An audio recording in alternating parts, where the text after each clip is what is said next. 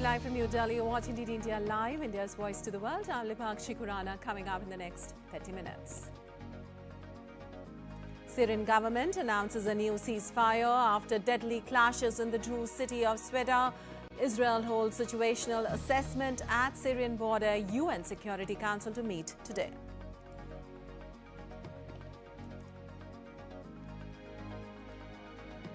German Chancellor Friedrich Merz will meet British Prime Minister Keir Starmer in London, will sign a wide-ranging friendship treaty as part of a broader push to reset the EU-UK ties. Mark Zuckerberg faces $8 billion trial over user data misuse allegations. Plaintiffs claim Meta illegally harvested data of Facebook users in violation of a 2012 agreement with US Federal Trade Commission. And India's test sensation, Praggnanandhaa stuns world #1 Magnus Carlsen at Freestyle chess tournament. Carlsen marks early exit as Pragg finishes on top of group.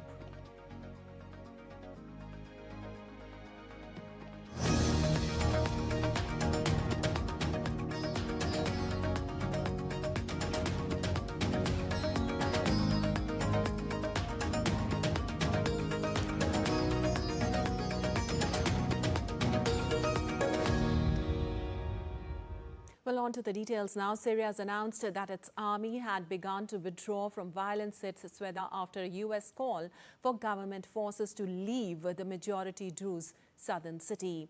Syria's interim president, Ahmed al-Shara, has now said that protecting the Druze citizens and their rights is their priority.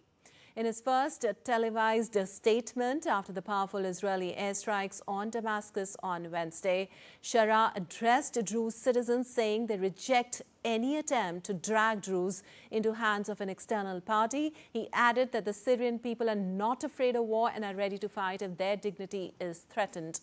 Earlier, the United States called on Syria's government forces to leave a flashpoint southern area to ease tensions with Israel. We are calling on the Syrian government to, in fact, withdraw their military in order to enable all sides to de-escalate and find a path forward. And I think that that's obviously the goal because of the nature of what's happened and the Secretary's phrasing that this was a misunderstanding. He's optimistic that this can be achieved. Well, it was the result of the Israeli airstrikes in Damascus on Wednesday that blew up part of the Syria's defense ministry and hit near the presidential palace. The attacks marked a significant Israeli escalation against the Islamist-led administration of interim President Ahmed al-Shara, following calls in Israel to help Druze in Syria. Scores of Israeli Druze broke through the border fence on Wednesday, linking up with Druze on the Syrian side. Describing Syria's new rulers as barely disguised jihadists, Israel has said it won't let them move forces into southern Syria and vowed to shield the area's Druze community from attack, encouraged by calls from Israel's own Druze minority.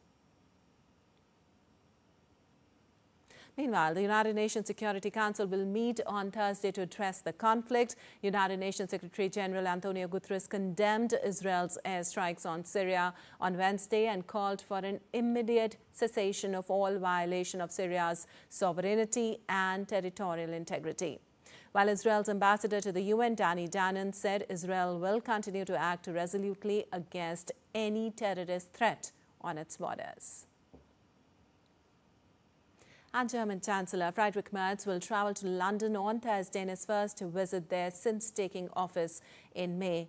The visit is intended to deepen the close ties between the two countries. During the visit, the German Chancellor and the UK Prime Minister are expected to sign a friendship treaty covering foreign and security cooperation. The upcoming treaty will also include measures aimed at boosting economic growth and encouraging stronger people-to-people contacts between the two nations. Last October, the UK and Germany agreed a milestone defense pact, and they have since announced several joint initiatives, such as developing strike missiles. Merz's trip will follow the state visit to Britain by French President Emmanuel Macron, the first by an EU head of state since the UK left the bloc.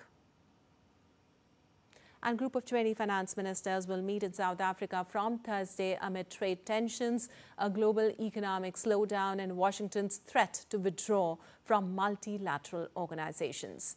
Host South Africa, under its presidency motto Solidarity, Equality, Sustainability, has aimed to promote an African agenda with topics including the high cost of capital and funding for climate change action. U.S. Treasury Secretary Scott Bessent will not attend the two-day meeting of finance ministers and central bank governors in the coastal city of Durban, marking his second absence from a G20 event in South Africa this year. Bessent also skipped February's Cape Town gathering, where several officials from China, Japan and Canada were also absent, even though Washington is due to assume the G20 rotating presidency at the end of the year. Michelle Kaplan, U.S. Acting Under-Secretary for International Affairs, will represent Washington at the meetings. The G20 aims to coordinate policies, but its agreements are non-binding. Well, beverage giant Coca-Cola has agreed to use real cane sugar in the U.S. production. President Donald Trump announced on social media. The company currently uses high fructose corn syrup in its domestic beverages, a sweetener that has long drawn criticism from Health Secretary Robert F. Kennedy Jr. and his Make America Healthy Again movement. The U.S. president did not explain what motivated his push for the change, which would not impact his well-known favorite beverage, Diet Coke. Since his return to the White House, Trump has reinstalled a special button in the Oval Office which summons a helping of the sugar-free carbonated drink. While Coca-Cola did not immediately confirm the ingredient shift. And U.S. President Donald Trump on Wednesday claimed that China may soon begin handing out the death penalty for fentanyl manufacturing and distribution. Speaking at a White House event, Trump said he had imposed a 20% tariff on Chinese imports as a penalty for the country's role in supplying the drug. Trump made the comments as he signed the Halt Fentanyl Act into law, pledging to liberate America from what he called a deadly drug scourge. The event was attended by families who lost loved ones to fentanyl overdoses. Position today, we strike a righteous blow to the drug dealers, narcotic traffickers, and criminal cartels that we've all been hearing so much about for so many years, and very little has been done. And we take a historic step toward justice for every family touched by the fentanyl scourge as we sign the Halt Fentanyl Act into law. The bill will place all fentanyl-related substances, specifically copycat versions of the drug, on the U.S. Drug Enforcement Administration's list of most dangerous drugs, classifying them as Schedule 1 under the Controlled Substances Act. Well, the Trump administration argues the move will limit the incentive for cartels to create new synthetic fentanyl-like drugs to evade the reach of the Controlled Substances Act. And Bahrain's Crown Prince announced his plans to invest more than $17 billion in the United States at a meeting with President Donald Trump in Washington, D.C. Under the plan, Bahrain was expected to sign a deal valued at about $7 billion for its national carrier, Gulf Air, to buy 12 Boeing BA.N aircraft with an option for 6 more and 40 General Electric engines. The announcement from Prince Salman came during an Oval Office visit on the heels of foreign investment deals Trump made during a trip to the Middle East in May. While Sunni-ruled, Bahrain is an important security partner of the United States, hosting the U.S. Navy's 5th Fleet. Bahrain's exports face a 10% baseline tariff under Trump's trade policies, but have been spared larger levies imposed on other countries' exports. Well, the U.S. official said the new Bahrain deal will support 30,000 American jobs and was secured with help from Trump and Commerce Secretary Howard Lutnick. Later this year, the King of Bahrain will visit Washington to finalize these agreements and solidify the progress made in building the two nations' economic prosperity. The U.S. workers are building a new 11-kilometer taller secondary barrier to reinforce the steel mesh fence in the desert of southern New Mexico along the border with Mexico. The construction will witness new border wall of approximately 58 kilometers in Arizona and New York. and New Mexico. The U.S. Customs and Border Protection says these projects are expected to close critical gaps in the border wall and enhance border security operations. Constructing steel mesh fence has already led to reduction of migrants coming to the U.S., with Border Patrol arresting more than 39,000 migrants in the El Paso sector in the fiscal year to April, down 78% from the year earlier period.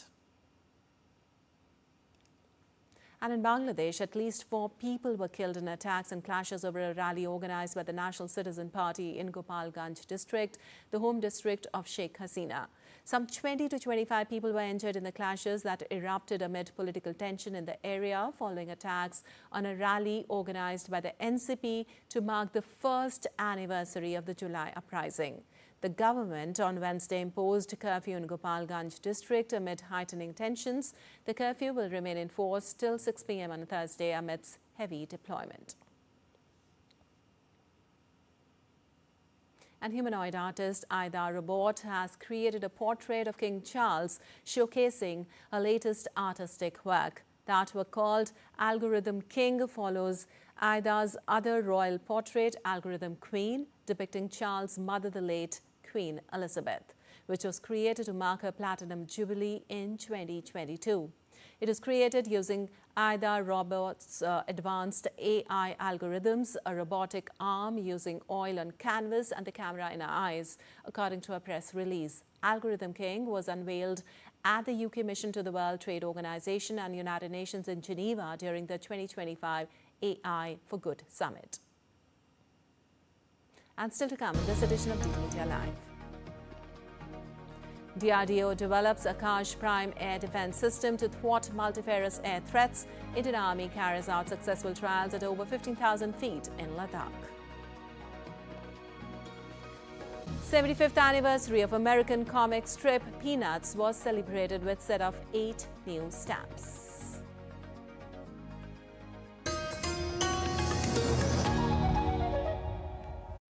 Can the US launch a bombing campaign against Iran? The Philippines vessel suffered structural damage. The saga of child sexual abuse. Is the United States China's debt trap strategy? Truth is stranger than fiction. But sometimes hard to uncover.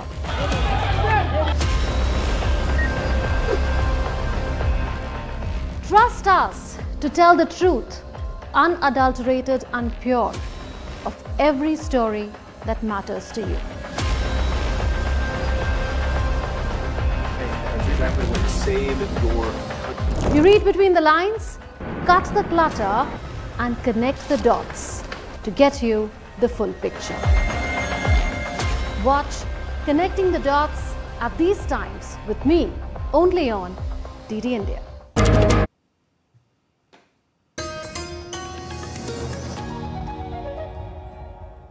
Welcome back. You're watching DD India Live. I'm Nipakshi Kuran. And moving on, while commenting on US President Donald Trump's secondary tariff threat against India, Union Minister Hardeep Singh Puri said that India diversified its sources of buying oil and is not facing pressure over Trump's new threat. He was speaking at the Urja Varta 2025 in New Delhi. India has diversified the sources of supply, and we have gone, I think, from about 27 countries that we used to buy from to about 40 countries now.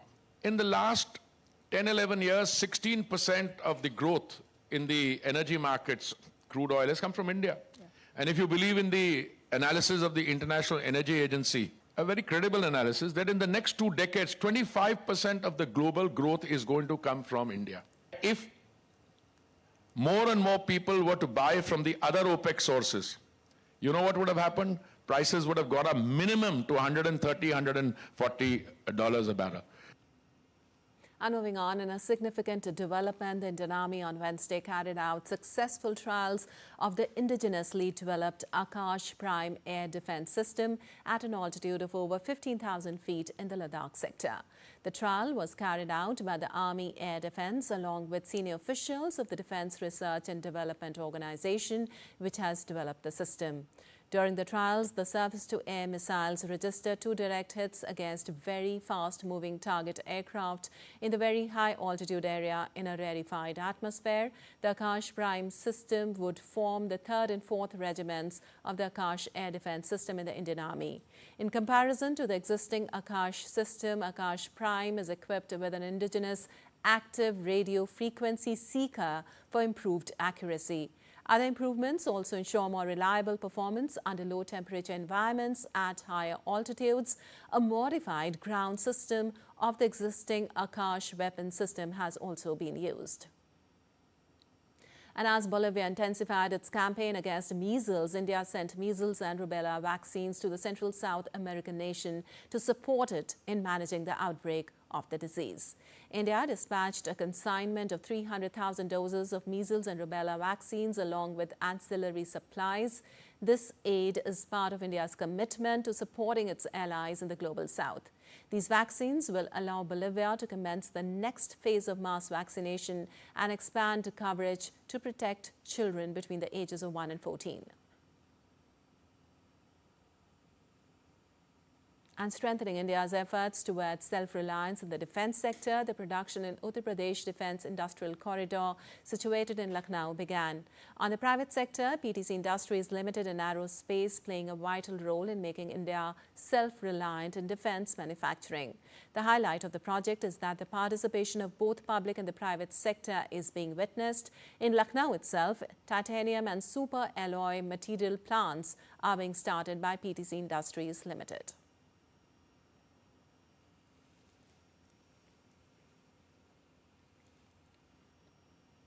And the Amarnath Yatra has been suspended for Thursday from both Pahalgam and Baltal base camps due to continuous heavy rains over the last 2 days. This comes a day after a woman pilgrim died and 3 sustained injuries in a landslide along the Baltal route of the Yatra in Ganderbal district. This is the first time the Yatra has been suspended from Jammu this year. Authorities have advised pilgrims to stay at their respective base camps until the weather improves and the track is deemed safe for travel.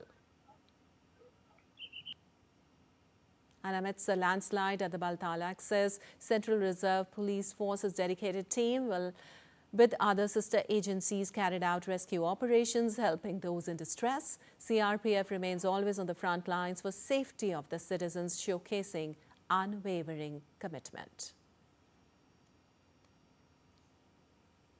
And in Nepal, the first day of the Sauni Sankranti festival was celebrated across the country on Wednesday. Traditionally, the occasion is marked by ritual bathing, fasting, charitable donations and joyful gatherings of family and relatives. From this day onwards, the sun began its movement towards the southern hemisphere, a period considered spiritually significant in Hinduism. The month of Shravan is also specially dedicated to the worship of Lord Shiva. And some global weather updates now. First up from India, as monsoon extends its influence, pouring heavy rain over states such as Uttarakhand, Rajasthan and Madhya Pradesh. Heavy rain is likely in eastern Rajasthan in the next 48 hours, while light drizzle is expected in western regions. In fact, while intense showers are being witnessed in some regions, others such as part of Delhi, Uttar Pradesh and Bihar are witnessing irregular and comparatively lighter rains. Also, the IMD predicted heavy rainfall over Odisha, some Himalayan West Bengal, Sikkim till July 21st. Moderate rainfall predicted at most places, accompanied with a thunderstorm and lightning lightly over the region during the next 7 days. Heavy rainfall likely over Konkan in Goa, Ghat areas of Maharashtra on 20th and 21st of July. Also, moderate rainfall at some places very likely over the region during next 5 days. Also, heavy rainfall predicted over Assam, Meghalaya, Arunachal Pradesh, Mizoram, Tripura during 19th to 21st of July. And moving on, incessant rain in Karnataka caused landslide at National Highway 75 in Managundi area of the state. Relief and restoration work underway. Isolated heavy to very heavy rainfall is expected in south interior Karnataka. Also, strong surface winds are predicted in South Peninsula India over the next 5 days. And torrential rain battered South Korea on Thursday, leading to the death of one person and the evacuation of over 100 others, according to the country's safety ministry.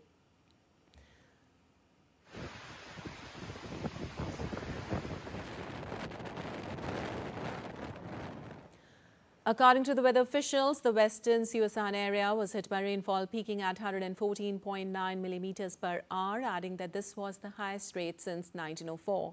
The heavy rains were due to warm and moist air flowing in along the edge of the North Pacific High, triggering strong atmospheric instability, the official added. Residents in Hongseong County, also in South Chungcheong Province, were ordered to evacuate immediately to a safe location due to flooding from a nearby stream. In Chungcheong Province, 2 people were rescued following a landslide, while several schools and nurseries in the county were also closed. Meanwhile, an early summer heat wave has accelerated the melting of snow and glaciers in the French Alps, triggering water shortages at mountain shelters just as the hiking season begins. At the Sille Refuge, caretaker Noemi Dagan says everything is drying up. To get water, she's using a pipe to reach a nearby glacier, but the rocky terrain and stronger storms make it risky.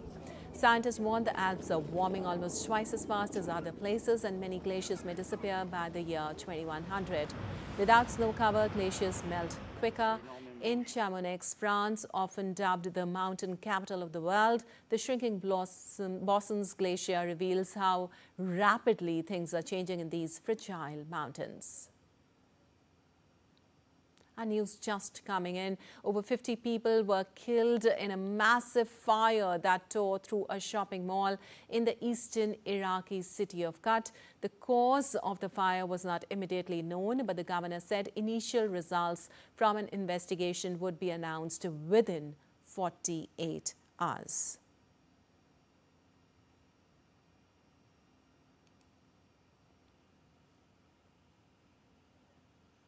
And moving on, a $8 billion class action investors lawsuit against Meta CEO Mark Zuckerberg and company leaders current and former begins on Wednesday. Jeffrey Zients, a White House chief of staff under President Joe Biden and a Meta platform director for 2 years, starting in May 2018, testified that the Federal Trade Commission initially sought tens of billions of dollars, but was willing to accept $5 billion, and the company felt it was important to reach a deal that did not name Zuckerberg as a defendant. The trial began on Wednesday and is scheduled to last until July 25th.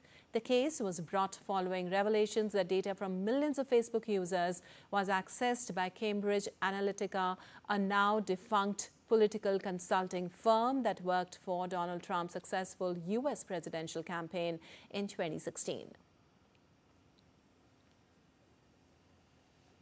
And on to some sports news now. India's Praggnanandhaa and Arjun Ergaisi advanced to the quarterfinals of the Freestyle Chess Grand Slam Las Vegas on Thursday. Praggnanandhaa entered quarterfinal after a stunning 4th-round win over tournament leader Magnus Carlsen. Praggnanandhaa has finished at the top of Group White with 4.5 points, while Ergaisi was placed 3rd in Group Black. 5-time world champion Magnus Carlsen finished 5th in Group White and is now out of the race for Las Vegas title. And Britain's Royal Mail is marking the 75th anniversary of American comic strip Peanuts with a set of 8 new stamps depicting Charlie Brown, Snoopy and fellow beloved characters. The designs feature specially adapted Peanuts artworks with some British touches, including Snoopy and Woodstock as guards outside Buckingham Palace. Other designs show Snoopy lying on top of a red post box, Lucy and Linus beside a sandcastle, as well as Charlie Brown and Snoopy enjoying tea and cake. The original strip, drawn by Charles M. Schulz, first ran on October 2, 1950 and went on to charm millions of people around the world. It continued until February 13, 2000, the day after Schulz's death. The stamps will go on sale from July 24th. They are available for pre-order from today.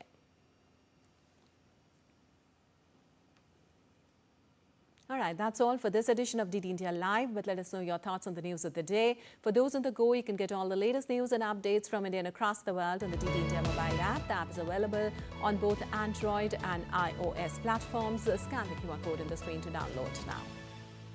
We'll be back with more news as it breaks here on DD India. I'm Napak Shukurana from all of us here in Delhi. Thanks for watching DD India Live.